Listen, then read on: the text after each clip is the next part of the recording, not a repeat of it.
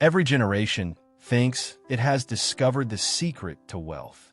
The lottery ticket, the booming stock, the crypto moonshot. But when the dust settles, the same families that have been wealthy for centuries remain wealthy. Why? Because they don't just chase opportunities, they live by habits.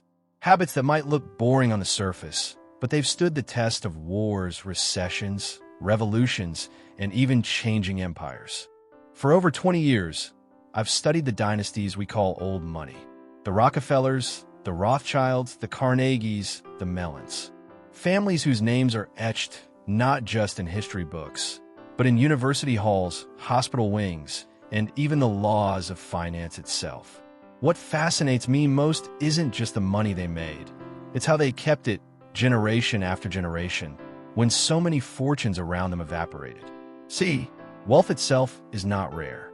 History is full of men and women who stumbled into riches, through innovation, conquest, or pure luck. But lasting wealth, the kind that endures for 100, 200, even 300 years, that's extremely rare. And when you dig into the stories, you start to see patterns. Timeless financial principles that still apply today, even if you're not managing an oil empire or a European banking dynasty. Today, we're pulling back the curtain on 7 habits of old money that still work today. And the first one might surprise you. It's not about making more money. It's not about aggressive investments. In fact, it's about the opposite, knowing when not to spend. Number 1, living below your means, the quiet wealth principle. If you scroll through social media today, wealth looks loud. Private jets, diamond-encrusted watches, Lamborghinis lined up in the driveway. This is what we've come to associate with success, spending as a way to signal you've made it. But ask yourself, if flashing wealth kept people rich, why do so many lottery winners go bankrupt? Why do so many celebrities end up in financial ruin despite earning more in a year than most of us would in a lifetime? The truth is, old money plays by different rules. Their wealth whispers instead of shouts. They don't need to prove it to anyone. The real sign of their success isn't the car they drive. It's the fact that their grandchildren's grandchildren are still reaping the rewards. Take the Rockefellers, for example. At the height of his empire, John D. Rockefeller could have bought anything: castles, yachts, endless extravagance. And while yes, he lived in comfort, he was famous for his frugality. He kept detailed ledgers of every penny he spent, even as the world's richest man. His philosophy wasn't about showing off wealth. It was about multiplying it generation after generation. Or consider the Rothschilds in Europe. While they were financing wars and building the foundations of modern banking, their personal lifestyles remained surprisingly modest. They didn't squander money on empty luxuries. Instead, they reinvested into land, into businesses, into art that would appreciate over centuries. The result? Their wealth became so deeply entrenched it survived revolutions, world wars, and financial crises. Now, let's contrast that with what we often call new money. History is littered with fortunes that appeared overnight and disappeared just as quickly. The dot-com millionaires who splurged on mansions and sports cars in the late 90s, only to sell them off in bankruptcy auctions a few years later. Or celebrities who earned tens of millions but burned through it on entourages, designer clothes, and fleeting luxuries. Living below your means is not about being cheap. It's about being strategic. Every dollar not spent on unnecessary luxury is a dollar that can be invested into something that grows. That's how wealth compounds quietly in the background, while the flashy spenders chase validation. And this habit doesn't only apply to billionaires. Even at a personal level, the principle is the same. Drive a car you can actually afford. Buy a house that leaves you breathing room. Don't inflate your lifestyle every time your income rises. Because what happens when you live below your means is magical. You create margin. Margin to invest. Margin to weather storms. Margin to take advantage of opportunities others can't because they're stretched too thin. This is why quiet wealth outlasts loud wealth. Because the louder you are with your money, the faster it disappears. But the quieter you are, the longer it grows. And once you've mastered this first principle, living below your means, you unlock the next great habit of old money. Because it's not just about saving money, it's about where that money goes. And for centuries, old money has known exactly where to put it, into assets that appreciate over time. Or consider the Rothschilds in Europe. While they were financing wars and building the foundations of modern banking, their personal lifestyles remained surprisingly modest. They didn't squander money on empty luxuries. Instead, they reinvested into land, into businesses, into art that would appreciate over centuries. The result? Their wealth became so deeply entrenched it survived revolutions, world wars, and financial crises. Now, let's contrast that with what we often call new money. History is littered with fortunes that appeared overnight and disappeared just as quickly. The dot-com millionaires who splurged on mansions and sports cars in the late 90s, only to sell them off in bankruptcy auctions a few years later. Or celebrities who earned tens of millions but burned through it on entourages, designer clothes, and fleeting luxuries. Living below your means is not about being cheap. It's about being strategic. Every dollar not spent on unnecessary luxury is a dollar that can be invested into something that grows. That's how wealth compounds quietly in the background, while the flashy spenders chase validation. And this habit doesn't only apply to billionaires. Even at a personal level, the principle is the same. Drive a car you can actually afford. Buy a house that leaves you breathing room. Don't inflate your lifestyle every time your income rises. Because what happens when you live below your means is magical. You create margin. Margin to invest. Margin to weather storms. Margin to take advantage of opportunities others can't because they're stretched too thin. This is why quiet wealth outlasts loud wealth. Because the louder you are with your money, the faster it disappears. But the quieter you are, the longer it grows. And once you've mastered this first principle, living below your means, you unlock the next great habit of old money. Because it's not just about saving money, it's about where that money goes. And for centuries, old money has known exactly where to put it, into assets that appreciate over time. Number 2, owning appreciating assets, the power of compounding value. If habit 1 is about creating financial breathing room by living below your means, habit 2 is about what you do with that margin. Because saving money alone won't build dynasties. The true engine of old money wealth is this. They own things that grow in value. Now, let's pause for a moment. When most people think of making money, they think of earning income, a paycheck, a salary, a business profit. That's important, but income is temporary. The moment you stop working, it stops flowing. Old money families figure out long ago that the real secret isn't in what you earn, it's in what you own.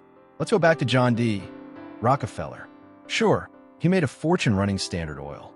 But the wealth that kept his family on the map for over a century wasn't just the profits from selling kerosene. It was the fact that he reinvested those profits into appreciating assets, railroads, banks, real estate, even charitable foundations that preserved influence and generated long-term returns. Or take the Rothschilds again. They weren't content with simply lending money to kings and governments.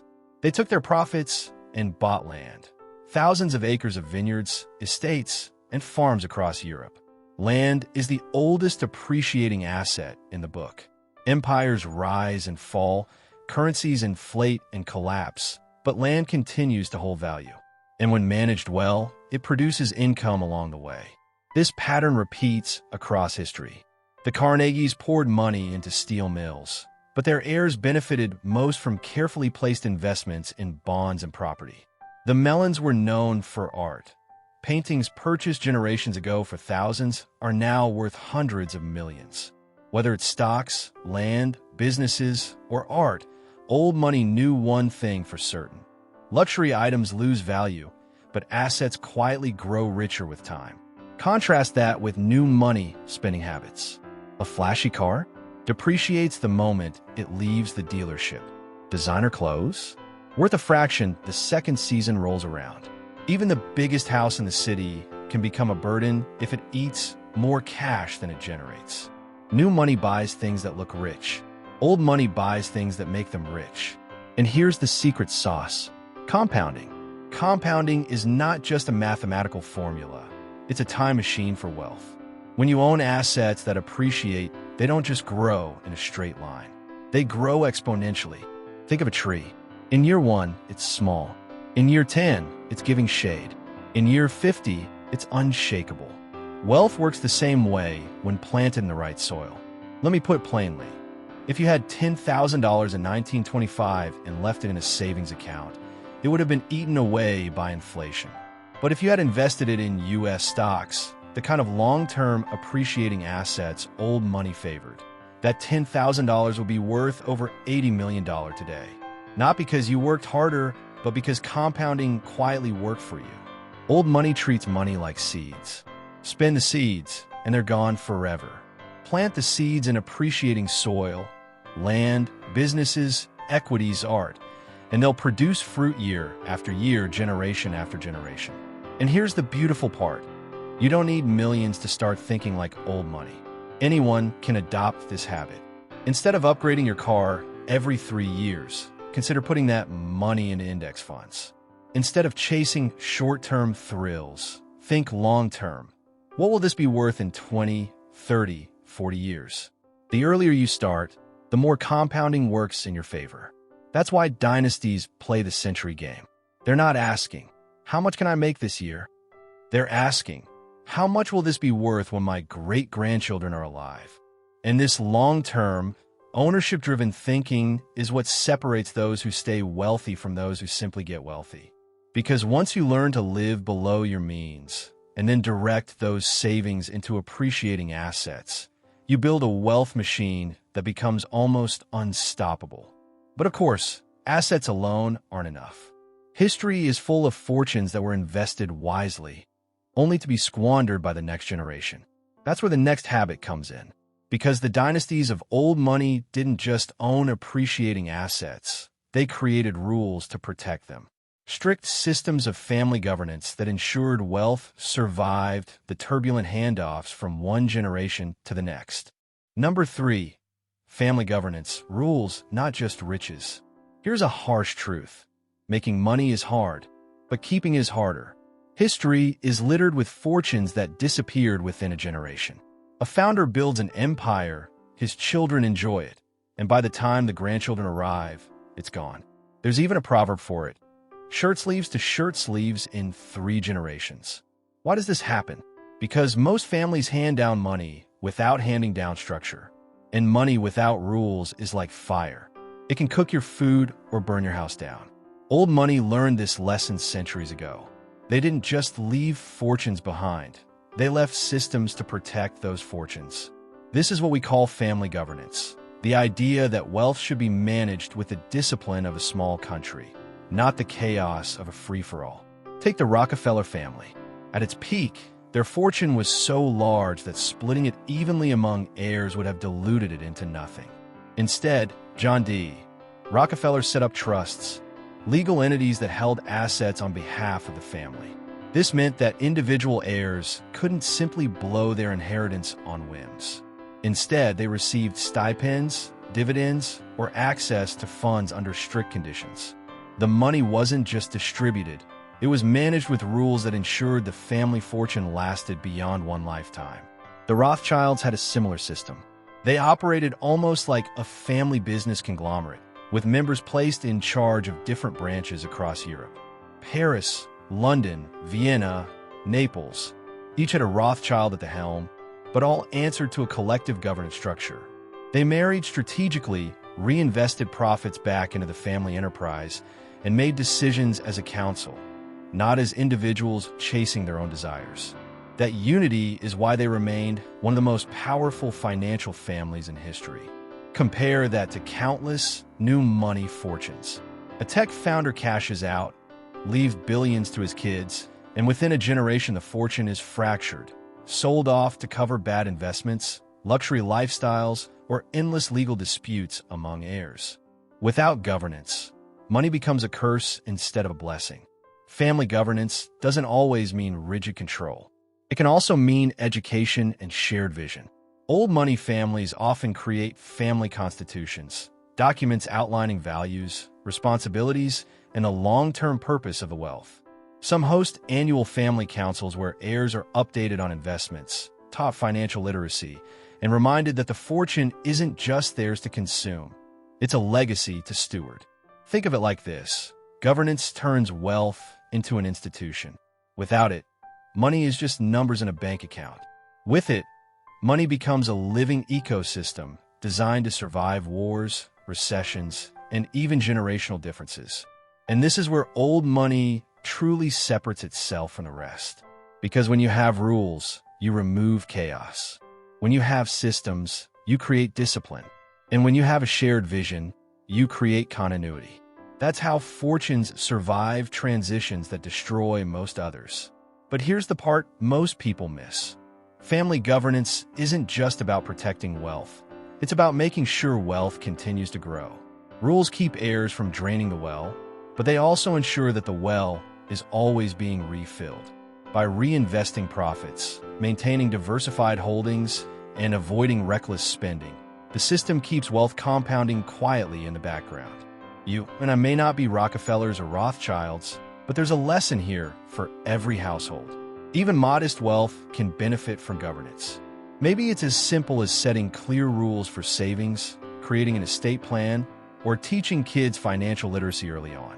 Maybe it's creating a family fund that can only be touched for investments, not luxuries. The scale might be smaller, but the principle is the same. Money without guidance disappears. And that's the great irony of old money. Their real strength wasn't in the money itself. It was in the discipline behind it. That discipline is what kept their castles standing while others crumbled. And once you understand the role of governance, the next logical question becomes, what exactly are they governing? The answer lies in diversification. Because old money didn't just protect wealth with rules. They protected it by never putting all their eggs in one basket. And that brings us to the next habit, spreading risk across industries, geographies, and even centuries. Number 4, education and financial literacy. Passing down knowledge, not just money. Let's imagine 2 families. The first leaves behind a fortune with no guidance. The heirs grow up surrounded by luxury, but no one ever teaches them how money really works. They inherit millions, but they treat it like water from a bottomless well. Within a generation or 2, the fortune is gone. The second family also leaves behind a fortune, but they leave something more valuable alongside it: knowledge. Their children grow up learning not just how to spend money, but how to manage it, how to grow it, and, most importantly, how to respect it. Their fortune doesn't just survive, it thrives. That difference between money handed down blindly and money handed down with wisdom is the difference between lost wealth and old money. Because here's the truth. Wealth without education is like giving a child the keys to a car without teaching them how to drive. It doesn't matter how nice the car is. Sooner or later, it's going to crash. Old money figured this out early. Their dynasties weren't just built on bank accounts, but on an invisible curriculum of financial literacy passed from one generation to the next. Take the Rothschilds, for instance. Each son was trained in the mechanics of banking from a young age. They weren't simply handed a slice of the fortune when they turned 21. They were sent out to manage branches of the family business in different European capitals. By the time they had access to wealth, they already understood risk, credit, and investment better than most kings and politicians. Or look at the Rockefellers. John D. Rockefeller wasn't just obsessive about his own record-keeping. He instilled that same mindset in his heirs. His children grew up with a sense of responsibility toward the fortune, not entitlement. That's why, even today, the Rockefeller family continues to be relevant. Not just because of the money, but because of the values and education tied to it. Education here doesn't just mean Ivy League degrees or elite boarding schools, though those certainly played a role. It meant financial apprenticeship. It meant conversations around the dinner table about investments, philanthropy, and long-term goals. It meant teaching heirs that wealth was a tool, not a toy. Contrast this with new money stories. Think of celebrities who earn millions but go broke within a decade. They were never taught how to manage money, only how to spend it. Or heirs who inherit fortunes without any financial grounding, who treat wealth as a bottomless ATM until reality hits. Without education, money is like sand slipping through fingers. The beauty of financial literacy is that it compounds just like money. When one generation learns and then teaches the next, the wisdom multiplies. It means every descendant doesn't have to start from scratch. They inherit not only wealth, but a playbook for keeping it. And here's the best part. You don't need Rockefeller money to embrace this habit. Any family, regardless of size or fortune, can make financial education part of its DNA. It could be as simple as teaching kids to save a portion of their allowance, explaining how compound interest works, or involving them in family budgeting decisions. These small lessons plant seeds that grow into lifelong habits. Because ultimately, money is fragile. Inflation eats at it. Bad investments destroy it. Careless heirs squander it. But knowledge? Knowledge compounds faster than any asset. It arms future generations with the ability to rebuild wealth if it's lost, to protect it if it's threatened, and to grow it when opportunities arise. That's why old money doesn't just pass down inheritance. It passes down instruction. They don't just leave castles. They leave blueprints for how to maintain them. And when education and governance work together, you get something powerful, a family not only protected by systems, but equipped with wisdom. That's how dynasties endure while others fade away. But of course, no amount of knowledge can shield a fortune from risk completely. Wars, market crashes, revolutions, they've all wiped out fortunes overnight. Which is why old money embraced another timeless habit, diversification. Because the smartest families knew never to bet everything on one horse. Number 5, long-term thinking, playing the century game. If there's one habit that truly defines old money, it's this: they don't think in years. They think in centuries. Most people make financial decisions with tomorrow in mind. Some stretch it to next year. A rare few might plan for retirement. But old money families? They plan for their grandchildren's grandchildren. People they'll never meet, but whose lives will be shaped by the choices made today. This shift in perspective is subtle, but it changes everything. Take the story of Andrew Carnegie. In his lifetime, he built a steel empire and became one of the wealthiest men in the world. But when it came time to distribute that wealth, he didn't just think of his heirs. He thought about the future of society itself. That's why he poured his fortune into libraries, universities, and foundations that are still serving communities over a century later. He wasn't just thinking about his own legacy. He was thinking about the impact his money could have 100 years down the line. The Rockefellers followed the same pattern. John D. Rockefeller didn't just create a trust for his immediate children. He set up systems and foundations designed to last for generations. Today, long after his death, the Rockefeller Foundation still funds global health initiatives, climate research, and education. It's a testament to how a single man's long-term thinking continues to influence the world far beyond his lifetime. Now contrast that with the mindset of new money. Too often the question is, how fast can I cash out? How much can I enjoy right now? That's why so many fortunes disappear as quickly as they arrive. When your horizon is measured in months or years, you make decisions that maximize short-term pleasure, not long-term security. Long-term thinking is why old money doesn't panic during recessions. While others are dumping stocks at the bottom of the market, they're quietly buying because they're not thinking about next quarter's returns. They're thinking about what those assets will be worth in 20, 50, even 100 years. It's also why old money invests in things like land, infrastructure, or endowments. These aren't assets you flip in a year. They're assets that appreciate slowly, steadily, and almost inevitably over time. They're the kinds of investments you plant knowing you'll never sit under the shade of the tree, but your descendants will. And this way of thinking isn't just financial, it's cultural. Families that survive for centuries instill a sense of stewardship. Each generation sees itself not as the final beneficiary of wealth, but as a caretaker. Their job is to preserve and grow the fortune, then pass it on stronger than they received it. Think of it as a relay race. New money wants to sprint to the finish line, chest puffed out in victory. Old money knows there is no finish line. The goal is simply to hand off the baton, smoothly, securely, and with enough momentum that the next runner can keep going. And here's the truth. You don't need billions to adopt this mindset. Even in an ordinary household, long-term thinking changes the game. It's the difference between buying something cheap today and investing in something durable that will last for years. It's the difference between spending every raise and putting part of it into assets that will compound. It's the discipline of saying, I'm willing to sacrifice a little comfort today for a lot of security tomorrow. Because the real power of long-term thinking is that it compounds not just money, but decisions. Small, wise choices made consistently over time create results that seem extraordinary, but really, they're just the product of patience. That's why dynasties last. They don't chase fads, they don't panic in storms, and they don't measure success in weekends or even decades. They measure success in generations. And that brings us naturally to the next habit. Because if you're going to think in centuries, you can't afford to put all your eggs in one basket. The world changes. Industries rise and fall. Empires collapse.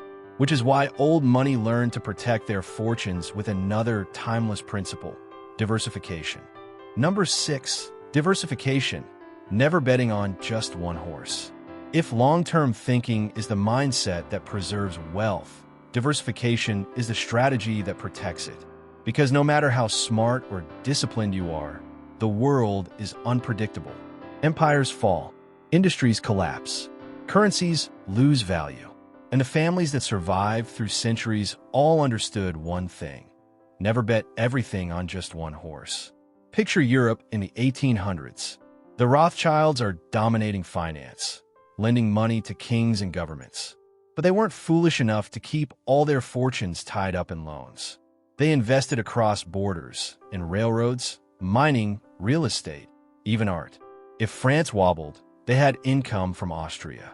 If bonds fell, land still produced crops. If war disrupted one market, another branch of the family kept the fortune afloat. They turned diversification into a shield against history itself. The Rockefellers did the same in America.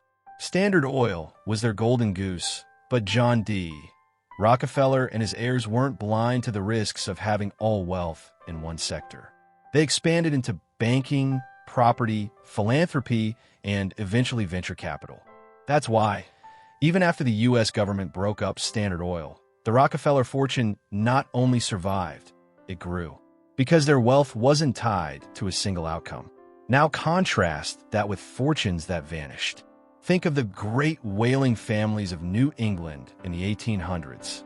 For decades, whale oil was the lifeblood of industry, used in lamps and lubricants. These families became fabulously wealthy. But when petroleum replaced whale oil almost overnight, their fortunes collapsed. They had no backup plan, no diversified holdings. They bet it all on one horse and lost. The lesson here is simple. The world changes faster than anyone expects. Old money survived because they spread their bets. Not recklessly, but strategically.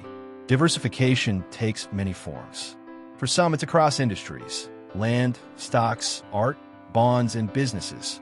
For others, it's across geography: assets in different countries, currencies, and economies. For the savviest, it's even across time horizons. Some investments produce income now, others are designed to bloom decades later. Why does this work so well? Because diversification absorbs shocks. A recession might crush stocks, but boost farmland prices. Inflation might erode cash, but inflate the value of art and real estate. Diversification means you don't have to predict the future perfectly. You just have to be prepared for whatever happens. And here's the best part.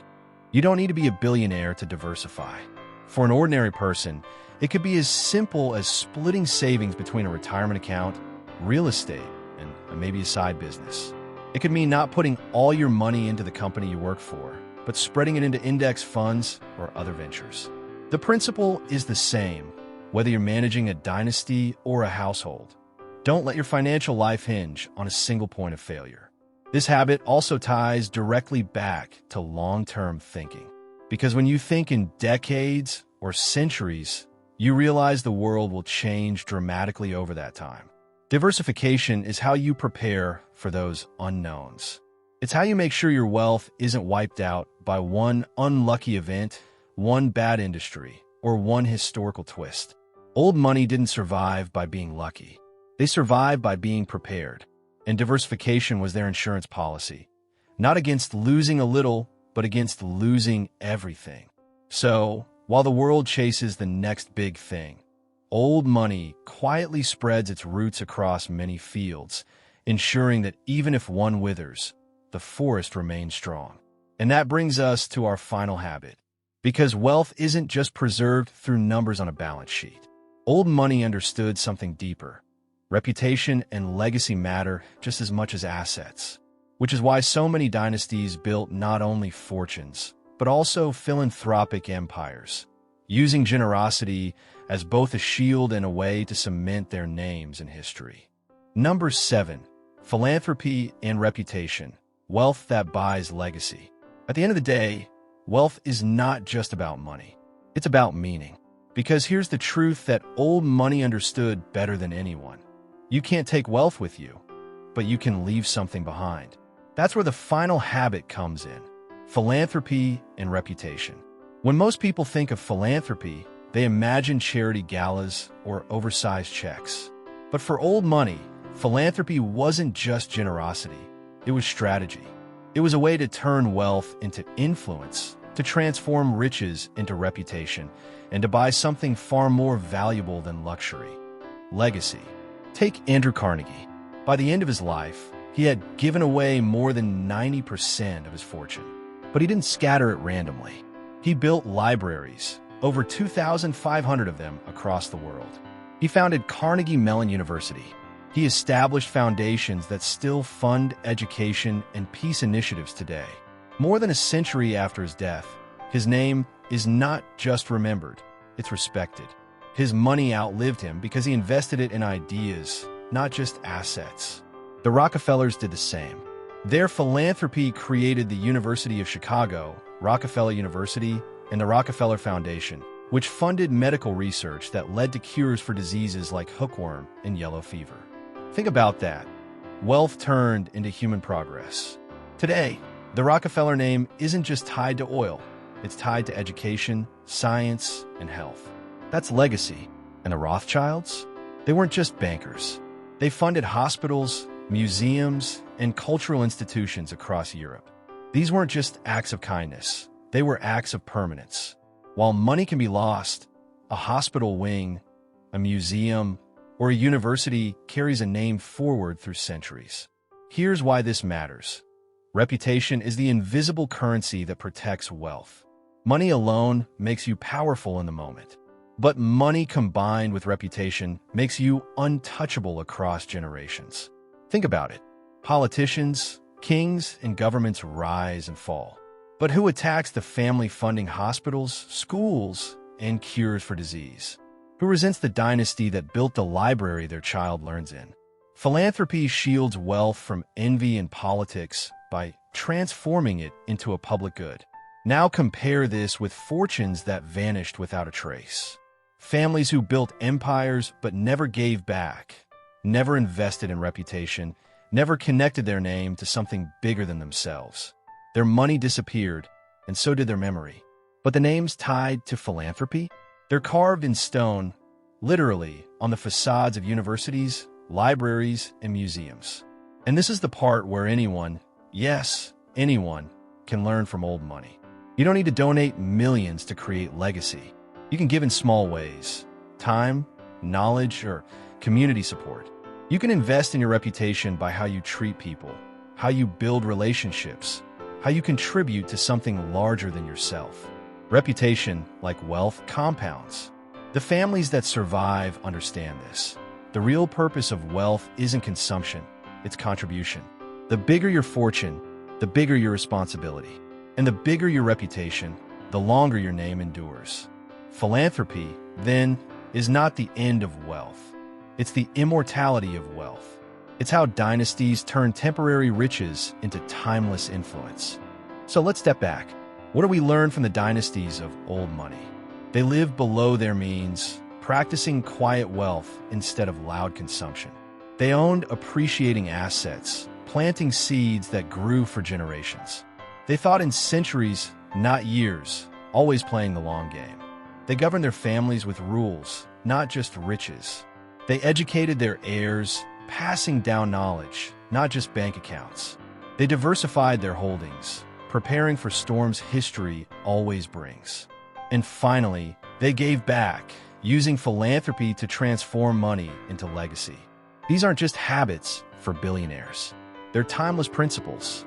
And if you apply them, whether you're managing hundreds of dollars or hundreds of millions, you're thinking like old money. You're not just chasing wealth. You're building something bigger, something lasting. Because in the end, the question isn't just, how much money will you make? The real question is, what will survive you? This has been Vaulted Wisdom, where we unlock the timeless strategies of wealth, power, and legacy. If you found value in this journey through the habits of old money, imagine what we'll uncover in the next story. So, don't just leave with inspiration. Leave with action. Hit that subscribe button, ring the notification bell, and join a community that's learning to think in centuries, not seconds. Because the wisdom of dynasties isn't locked away forever. It's here, waiting for you, inside the vault.